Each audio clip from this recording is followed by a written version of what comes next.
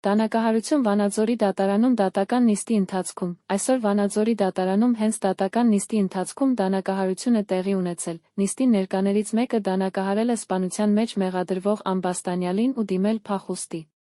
Կրծքավանդակի շրջանում դանակի հարվածից վիրավորված Ամբաստանյալը քիչ առաջ վիրահատվել է։ Բժշկական կենտրոնից ազատությունն տեղեկացավ, որ նրա վիճակն այժմ կայուն ծանր է։ Ազատության տեղեկություններով դատական նիստը վերաբերել է 1 տարի առաջ Լոռի Բերդում տեղի ունեցած դաժան սպանությանը։ Անցած տարվա ամռանը քննչական կոմիտեն հաղորդագրություն էր տարածել, ըստ որի հայտնաբերել էին ավելի վաղ սպանված ու տական ժամանակ փնտրվող երիտասարդի մարմինը։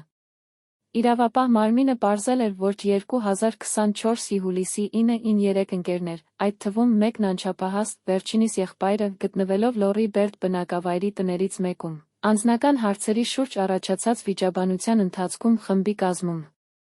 փոխլրացնելով միմյանց գործողությունները ապօրինաբար կյանքից զրկել, սպանել են Ստեփանավան քաղաքի բնակիչ Հ. Մաղաքյանին, ապա վերջինիս Dean Opel Vectra մակնիշի ավտոմեքենայով տեղափոխել թաքցրել են այլ վայրում։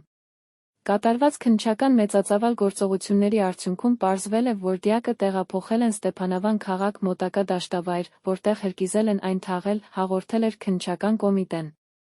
Դիակը հայտնաբերվել էր 3 ամիս անց։ Սպանության մեջ կասկածվող 4 անձինք հայտնաբերվել ու կալանավորվել էին, նրանք մեղադրվել են քրեական օրենսգրքի 155 հոդվածի 2 մասի 8 կետով, մի խումբ անձանց կողմից կատարված սպանության, իսկ անչափահաս անձը, Քո 155 հոդվածի 1-ին մասով, ապօրինաբար մեկ ուրիշին կյանքից զրկելու համար։ Այսօր դատական նիստի ընթացքում դանակահարվածը նրանցից մեկն է եղել, դեռս հնարավոր չի եղել պարզել դանակահարողի ինքնությունը, արդյոք